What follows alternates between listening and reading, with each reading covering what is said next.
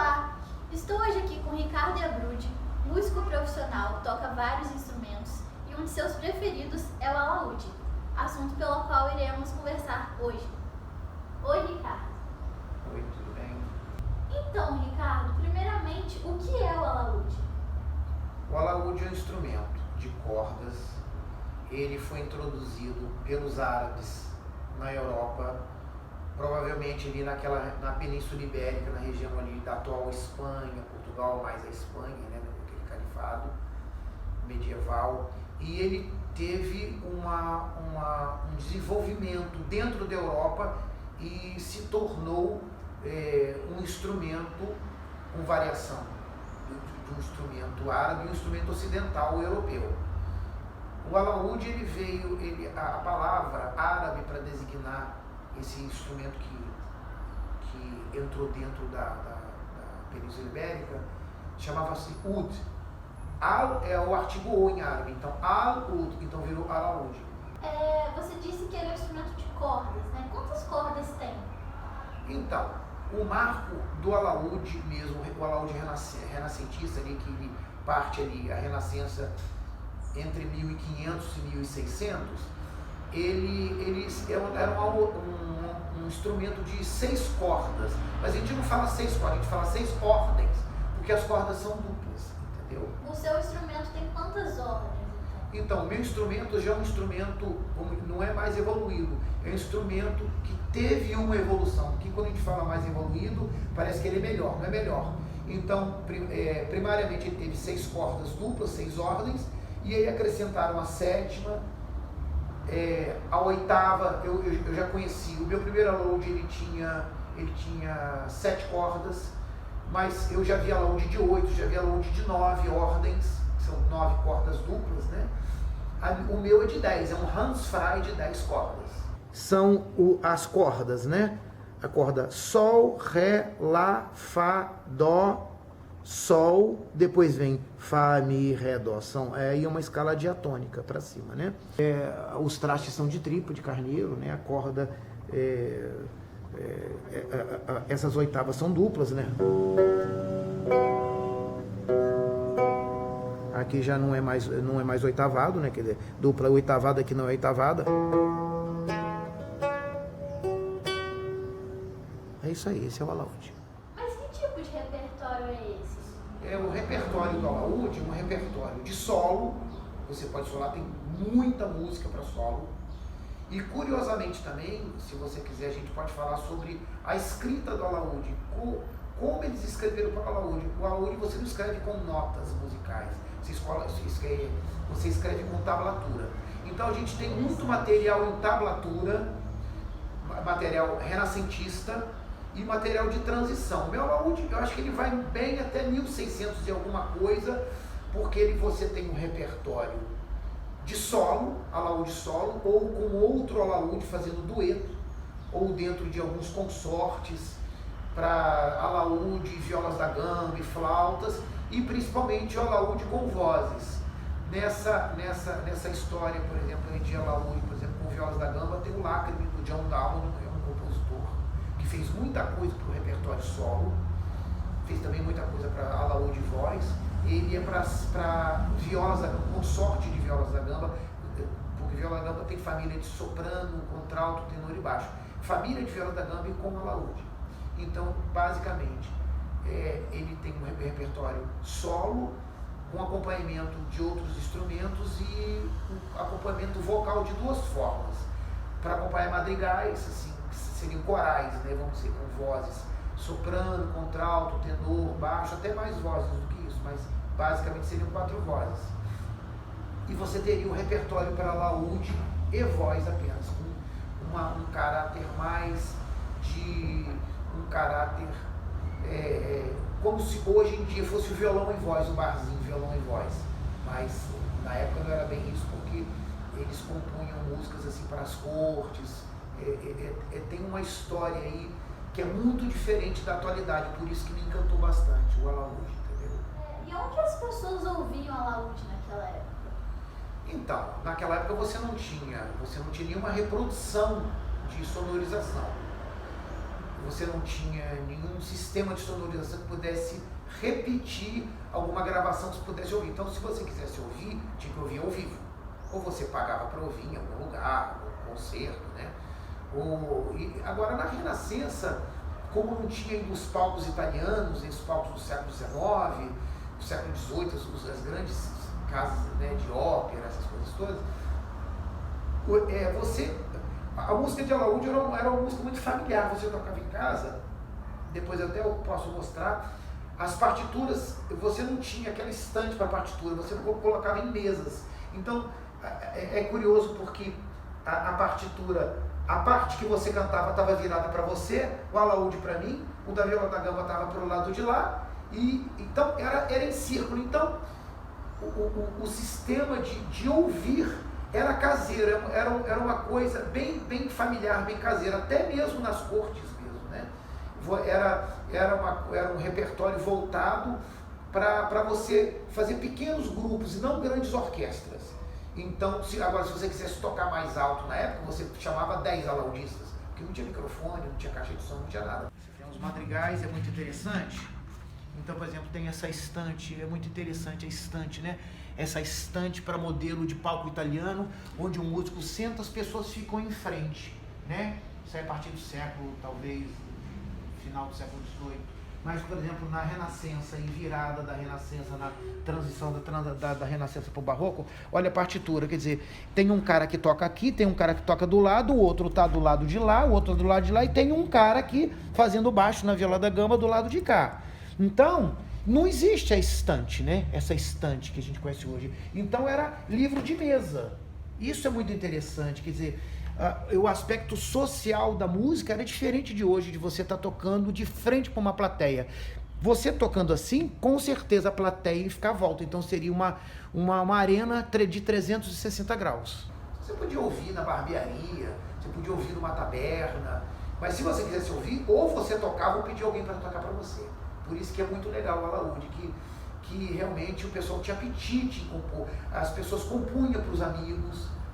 Era a única forma de você poder ouvir alguém fazendo para você, ou você exercitando e fazendo a performance para alguém.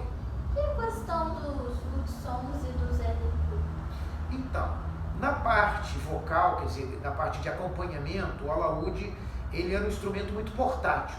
Você podia acompanhar no cravo, né? O cravo é parecida, vamos dizer assim, com o piano. A espineta não, ela não tem muito formato de piano. O piano também não veio do cravo, mas o formato dele é bem parecido. O alaúde é mais portátil, que você podia tocar numa varanda, você vai tocar no jardim. Então, a música, desde da Grécia, né, se lê a poética do Aristóteles, você vai ver que o coro, então, a música sempre acompanhou, ela andou de mãos dadas com a poética. Então, você queria tocar... era melhor você tocar com o alaudista, porque é como hoje o violão e voz no barzinho, né? Voz e violão no barzinho. Então, dentro da Renascença, a partir do final dos 1600, da virada da Renascença para o Barroco, o alaúde, como um instrumento de acompanhamento, ele se associou à poética.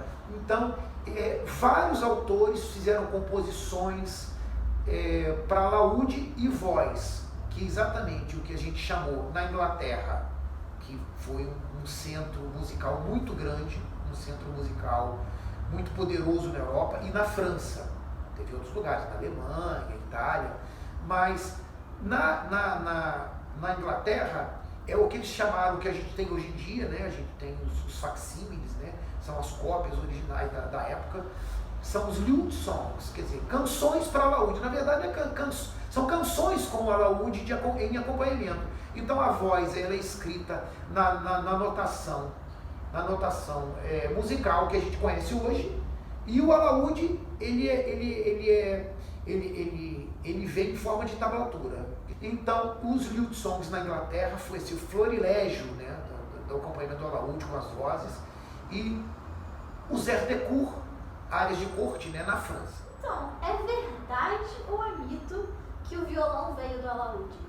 Não veio do alaúde. É mito? As pessoas pensam que o violão, né, porque o alaúde ele tem a caixa acústica dele, parece uma é bobadado, tipo uma abóbadazinha, né? Tipo, mas ele não veio. O alaúde, o violão já veio da Renascença. Ele tinha, na Renascença, ele tinha 4 ordens, aquela coisa das ordens, né? Ele tinha 4 cordas. No Barroco ele ganhou a 5ª, e no século XIX ele ganhou a 6ª corda, e elas se tornaram simples, entendeu? Não veio.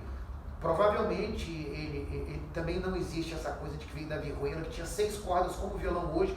A vihuela é um instrumento sepultado, não tem, eu pelo menos desconheço o repertório contemporâneo, moderno para vihuela.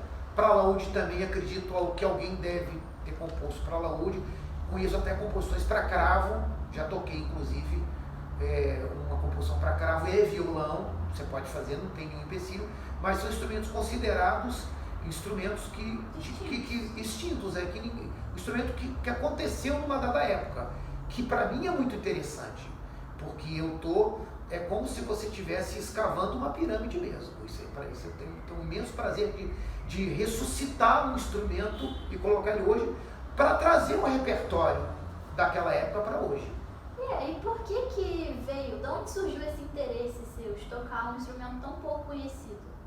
Então, eu era violonista. Com quantos anos? Então, desde os 13 eu já tocava Vila Lobos, já tocava um repertório muito grande, e com 16 anos eu fui para o Rio fazer a faculdade de arquitetura, e eu tinha um irmão meu que tocava flauta doce. A flauta doce também é um instrumento que veio lá da Renascença, passou pelo Barroco, também morreu, né? Existe muita coisa, existe obra para flauta doce, obras contemporâneas, a gente sabe que tem. Mas o grosso, a história dela, quem quer tocar flauta doce, toca, vai buscar esse repertório que está na Renascença, que é uma coisa muito grande, muito vasta. Até hoje a gente descobre coisas, são editados, etc. Então eu acompanhava ele no violão. E o professor dele, né, falou assim, por que você não acompanha no alaúde, que é o instrumento da época? Aí eu acabei comprando o alaúde, já tinha vontade, porque eu conheci o repertório do alaúde, tocava o repertório do alaúde no violão, eu falei assim, nada melhor do que tocar com o instrumento de época. Então esse que foi essa passagem, foi na verdade uma curiosidade e uma necessidade de tocar com o meu irmão. Como foi essa experiência de tocar esse instrumento? Ele não tinha muito conhecimento na época, então você tinha banda, com quem você tocava esse instrumento? Então eu comecei a acompanhar ele, fazer algumas peças com ele na aula dele, e eu fui convidado pelo professor dele, que era integrante do Calenda Maia, era um grupo especializado em música medieval, renascentista e barroco. Né? Então eles me convidaram, falaram assim, você quer tocar no... Eu achei foi até muito bom, né? Assim, era um grupo que tinha uma projeção muito grande na época no Rio, em âmbito nacional, e aí eu entrei pro grupo, e aí entrando pro grupo eu tive que estudar muito, muito, muito. E não era, essa foi o quê? Década de 70, 78, aí até 80 e alguma coisa, quando eu toquei alguns anos no Calenda Maia, e aí eu tive que buscar informação. Mas se esse instrumento era tão pouco conhecido, como você conseguiu aprender a tocar? Quem te ensinou? Quais foram as suas fontes para você hoje chegar a ser um alaudista? Então, como eu fiz esse pedido para o Joaquim Pinheiro, eu encomendei do Joaquim Pinheiro, ele tinha uma oficina, tinha um luthier lá em Paquetá, e eu fiz o instrumento. Ele me ajudou muito porque ele me deu muito material para tocar. Na verdade, eu aprendi a ler tablatura na marra. Eu consegui, um amigo, não sei se foi um professor lá da Santa Úrsula, uma tese de doutorado de um americano em inglês, né, a tese, eu xeroquei e li o livro todo, essa tese inteira em inglês, como tocar alaúde. Fui na Biblioteca Nacional, hoje não é igual hoje, você abre o YouTube, você aprende alaúde, todo mundo te ensinando, né? Você tem vídeos, todo mundo tocando, Zé Leclerc, Lil Sons, né? Era assim, uma coisa assim, era como se você estivesse descobrindo o Brasil, você entrando numa floresta mesmo. Era muito difícil, eu tive que procurar pesquisar o que a gente tinha na época e procurar partituras, e foi uma pesquisa mesmo, entendeu? Uma pesquisa para conseguir sair do lugar e conseguir entender. A gente tinha as partituras para saber como tocar. Ele explica tudo de alaúde, tudo. Olha aqui, ó. Olha aqui, tá vendo? Que legal. Naquela época, em 70 e alguma coisa, 78, 79, é o que a gente tinha. É a tese desse carinha, tá vendo? Tá vendo? A tese dele não tinha internet, não tinha nada. A gente tinha, ficava igual doido. Ia pra Biblioteca Nacional, tá vendo? Aí foto de pinturas, hoje em dia tem YouTube, tem tudo, né? Então, assim, a posição de tocar foi onde eu comecei. Uma pesquisa assim, você tá no deserto mesmo. Exatamente, você tá no deserto, tá vendo? Então, tem todo o índex. E aqui, por exemplo, tá vendo? Essa é a tese do cara. Foi que eu tinha nas mãos. Porque é um instrumento desconhecido, né? Então, tentei, exatamente autodidatismo mesmo, fui autodidata mesmo em alaúde.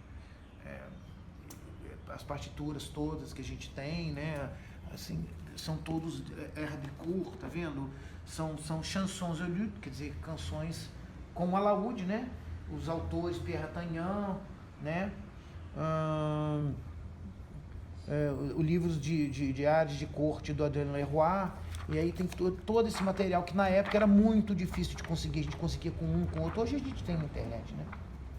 Mas há, sei lá, 40 anos atrás era meio complicado. E isso abriu muita porta, muito legal. E aí tem todos esses autores, né? Especialmente o John Dowland, né? O John Dowland é o cara. Mas você tocou profissionalmente ou foi só uma brincadeira? Por que você se interessou, continuou? Então, como eu comecei a tocar com meu irmão, acompanhando ele, porque tocando flauta doce, ele precisa de acompanhamento. Se alguém também estiver cantando um youth song, voz com alaúde, alguém tem que cantar e eu tenho que acompanhar. Então eu sou um instrumento, eu sou um acompanhador, né? Acompanhante, vamos dizer assim. Então, como o Calenda Maia me chamou para tocar, era um consorte de 6 pessoas. Toquei com o Fernando Moura, o Elber Parente, a Luísa Madeira, a Mary Grossman, o Cláudio, meu irmão, e eu. Então, como você começou essa vida de tocar alaúde profissionalmente? Então, começou eu acompanhando, né, um instrumento... Seu irmão mais velho? Sim, que ele, né, eu tinha que acompanhar ele. Aí eu fui chamado para o Calenda Maia. O Calenda Maia era uma banda renascentista? Como eu comentei, era especializada em música medieval, renascentista e um pouco do barroco. Então, para poder fazer os eventos com o Calenda Maia, a gente sempre esbarrava com a profissionalização dos integrantes, né? Todo mundo era profissional e eu tive que tirar a carteira profissional na Ordem dos Músicos do Brasil. E acabei fazendo prova na Ordem dos Músicos do Brasil com alaúde. Eu aproveitei no mesmo dia, fiz de violão, fiz de bandolim, fiz de vários instrumentos, né? Dentro da minha carteira tem vários instrumentos, como profissional mesmo, porque eles exigiam que eu tivesse a carteira profissional. E como foi tirar essa carteira profissional de alaúde? Se era um instrumento tão pouco conhecido, como eles te avaliaram? Foi engraçado porque existia uma banca examinadora, tinha uma prova, a prova escrita, a prova de solfejo, mas na hora do instrumento, a prova de instrumento, a banca nem conhecia o alaúde. Então eu falei assim, mas eu preciso tirar a carteira de profissional de alaúde. Aí você, mas a gente nem conhece o instrumento. Não, então eu vou simplesmente tocar para vocês, né? Foi curioso que até a sala encheu para eu dar um concerto, né? E aí eles falaram, ok, tudo bem, escreveram a alaúde na minha carteira e deu tudo certo. Mas eles não podiam me avaliar. Como é que eles iam avaliar? Então você foi a primeira pessoa do Brasil a tirar uma carteira de alaudista? Provavelmente, na Ordem dos Músicos do Brasil, eu fui o primeiro alaudista. Eu não sei se outras pessoas teve pessoas que me antecederam no Calenda Maia. Eu não posso afirmar que o Paulinho foi um amigo nosso, se ele tirou carteira profissional de alaúde, né? Se tinha uma exigência na época. Mas provavelmente fui o primeiro alaudista profissional da Ordem dos Músicos do Brasil. E quais foram as suas inspirações para você conseguir tocar esse instrumento? Quais foram as suas inspirações dos músicos, dos outros alaudistas que já existiam? Então, por exemplo, na Inglaterra, os lute songs, quer dizer, as canções de alaúde que o John Dowland escreveu. O John Dowland era uma música da corte. Então, ele fez muita coisa mesmo para alaúde e voz. Então, dentro da poética, né, de quem fez as letras para ele, você começa a entender, você vai entendendo toda a forma de viver do homem renascentista, homem de transição, porque na Inglaterra o barroco começou um pouquinho mais tarde, 1600 e alguma coisa, na Itália em 1600 o pessoal já estava fazendo música barroca. Pelo que me parece, na Renascença as pessoas tinham uma vida um pouco boêmia, né? O alaúde trouxe... O que acontece, assim, quando a gente, só o alaúde solo não me trouxe nada, só me trouxe a musicalidade da época, né? Que na verdade na Renascença não existia tonalidade, por exemplo, dó maior, dó sustenido menor. Quem inventou essa história foi o Bach, com um cravo bem temperado até a têmpera, ele fez uma têmpera, porque na época existiam várias afinações, isso é uma coisa mais complexa. Mas quando você entra na poética, você já começa a perceber assim como eles viviam. E aí você faz a grande analogia, você faz uma comparação, uma analogia com hoje, como eu vivo hoje. Como é que o brasileiro, o homem moderno vive hoje? Ele bebe, como ele come, como ele bebe. E isso tudo está ali descrito nos lied songs. Porque tem, por exemplo, na França tem os chansons à boire, quer dizer, são as canções de beber. Então tem várias músicas que falam nas tavernas, o que se falava, como funcionava a conversa das tavernas, né? Então, eu me encantei por isso, porque você pega o homem renascentista de 500 anos atrás, e assim, pô, esse homem de 500 anos atrás não é só o homem inglês ou francês, é o cara que colonizou o Brasil. Então o português que colonizou, ele pensava daquela maneira. Os Estados Unidos estava colonizando ali a parte do hemisfério norte e a Península Ibérica, né, Espanha, né, Colombo descobrindo lá do Equador para cima e os portugueses indo para cá. Então você começa a descobrir melhor quem que era o homem renascentista. Né? O que ele comia, o que ele bebia, o que ele pensava em termos de amor, aquela coisa da sedução, tem muita letra, né? Tem muita poética sobre o amor, como é que era o amor, muito diferente hoje, muito diferente. Então assim, então você começa a colocar em jogo, através dessa descoberta, a virtude do homem, a moral do homem, né? Aí você assim, então o homem renascentista era bebedor de vinho, era arruaceiro, era imoral. Eu falei, não, o homem renascentista era assim, o homem de hoje é assado. Porque a gente não tem a visão histórica que eu tenho hoje não é melhor do que ninguém, mas eu conheço o homem renascentista a partir dos lied songs do Zé Lecour. Isso que é legal. As experiências que o instrumento pode trazer, né? E por ser um instrumento, os lied songs que não são grandes, não são madrigais, por exemplo, os madrigais, o Monteverde, por exemplo. Você tem os madrigais, você tem a temática dos madrigais, mas a temática dos lied songs e dos airs de cour da França e dos lied songs na Inglaterra são uma temática doméstica, uma temática até de corte também, temática de amor, mas aquele amor mesmo, um homem e uma mulher, não é uma coisa, sabe, generalizada, é uma coisa simples. Você tem uma poética que fala das bebedeiras nas tavernas. Isso que é interessante, eu comecei a conhecer a história de uma forma particular, coisa que a gente não aprende nas escolas. Eu vou tocar para vocês agora um tordion. Na verdade, ele é uma dança composta a 4 vozes e com redução para alaúde, mas quando a gente tocou na TVE, a gente fez com flautas, alaúdes, e isso aí é quando o alaúde fazia o solo dessa dança, tá bom? Tordion.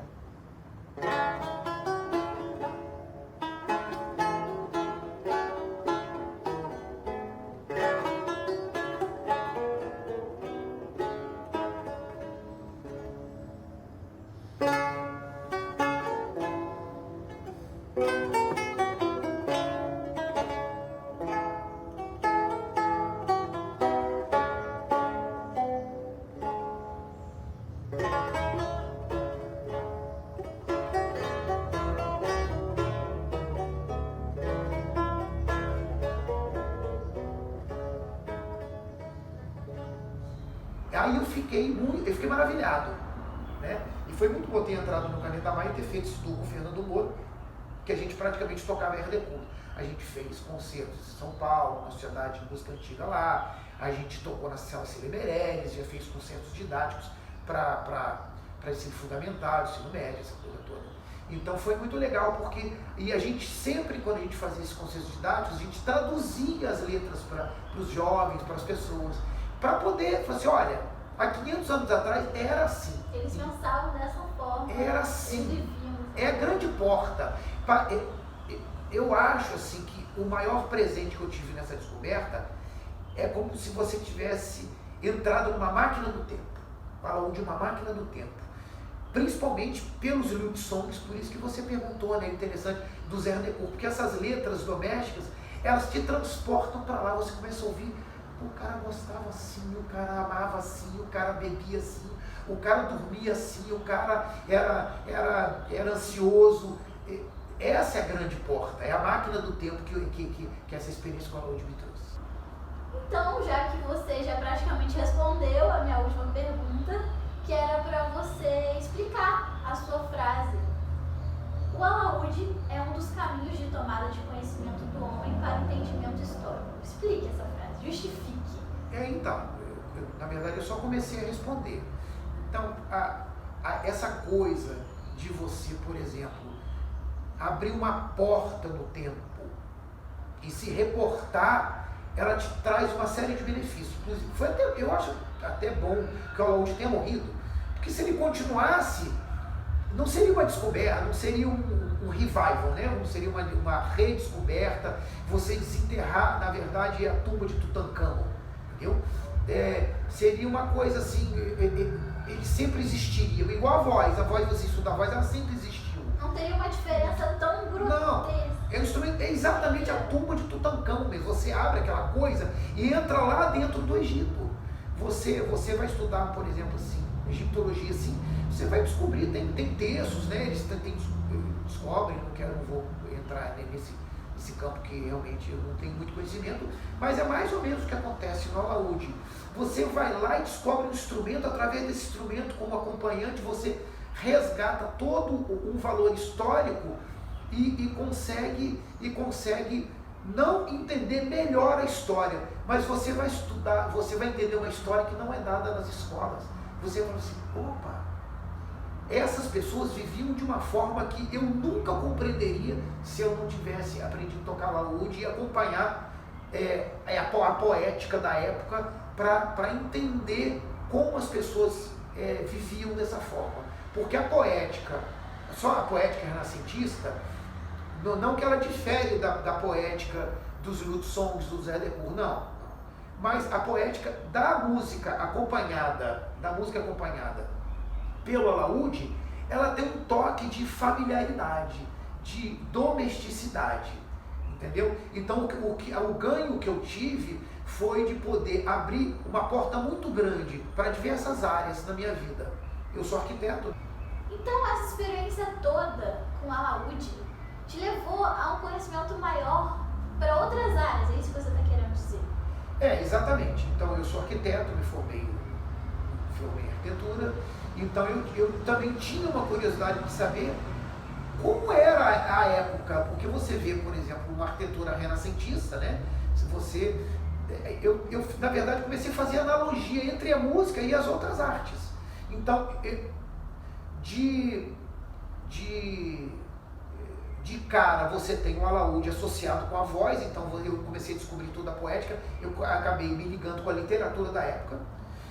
Eu tive que fazer pesquisas iconográficas, quer dizer, de pinturas para saber como se tocava alaúde, com o dedo assim, sem unha, com unha, como é que era a mão, porque eu tenho que tocar como se tocava na época. Porque, dentre outras coisas, no alaúde, você tem que ter uma performance muito parecida com o que eles tocavam na época. Eu não posso tocar alaúde como eu toco violão, com unha. Então, eu queria saber como eles tocavam na época. Então, eu tocava sem unha, com o dedinho apoiado. Então, eu tinha que ver pinturas. Então, eu entrei em toda essa parte de iconografia, tive que ver muita pintura de época para poder aprender. E aí, eu entrei no caminho da arte, da pintura, da poética, da escultura, e acabei pela literatura entrando na filosofia. Por exemplo, o Descartes, no discurso sobre o método dele, ele comenta porque o alaúde, ele era alaudista. Dentro do discurso sobre o método tem lá, porque o alaúde não sei o quê. Então, assim, me interessou demais, assim, então se o cara é filósofo e toca alaúde, e eu só toco alaúde, só falta eu estudar filosofia, né? Porque é uma forma de você compreender. Então, quando você lê os textos filosóficos da Renascença, parece que eu tenho mais familiaridade por tocar alaúde, porque tem tudo a ver. Quando o Descartes, por exemplo, nas meditações, ele fala que ele está lá vendo a lareira ali no fogão, e aí parece que eu tô vendo uma pessoa tocando com a alaúde ali, né? E aí ele começa a fazer aqueles devaneios dele nas meditações, e parece que eu tô ali, eu consigo chegar ali, eu consigo ter essa visão. Então, na verdade, abriu várias portas para mim, abriu a porta da própria arquitetura, né? Que eu comecei a estudar muito arquitetura renascentista, barroca. A minha casa tem uma casa coríntia, renascentista, né? Olha que legal. Por causa do alaúde, minha casa é coríntia, é uma casa italiana, do século XVI. E aí abriu a porta da filosofia, da pintura, da escultura, e aí a arte vira uma coisa só. Então, mas quem foi o responsável por tudo isso? Foi o alaúde. Essa canção é do John Dowland, é um lute song, canção para alaúde e voz, e é uma canção preferida da Bárbara. What poor astronomers are they? Quer dizer, quão pobres astrônomos eles são. É muito poético, né? É a união do lirismo, da poesia, né? Com a música na época da Rainha Elizabeth, a primeira, né? Que essa que a gente tem hoje, é a segunda.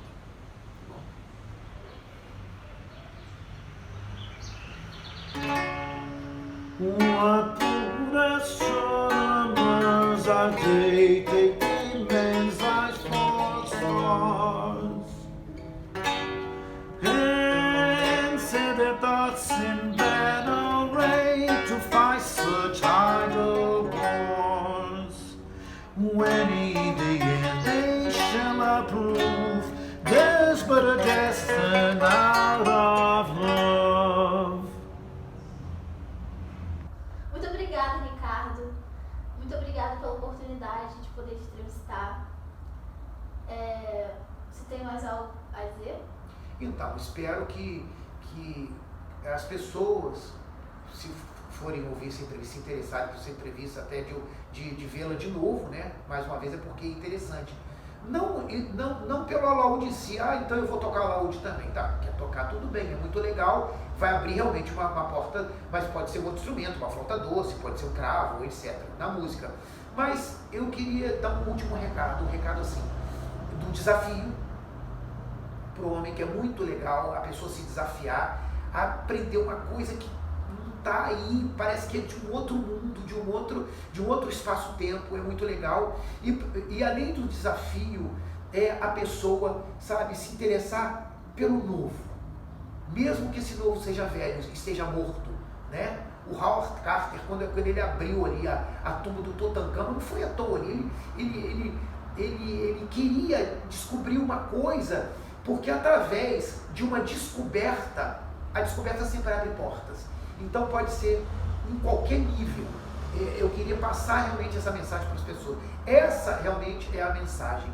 É você procurar a não ter aquela vida, sabe, uma coisinha só, não. Tem muitas áreas do conhecimento e de atividade humana que você pode falar assim, eu vou ser astronauta, sabe? Procura uma coisa diferente, que são as coisas diferentes que vão te levar a lugares diferentes. E você indo para lugares diferentes, você não fica estático, você não fica parado, você se movimenta e você consegue poder jogar o seu corpo e sua cabeça para onde você não está, você sair de você. E é uma forma de satisfação e de equilíbrio, porque você, não sendo você mesmo, por exemplo, eu sou violonista, eu sendo alaudista, eu vou ser uma outra coisa. O importante é ser uma outra coisa.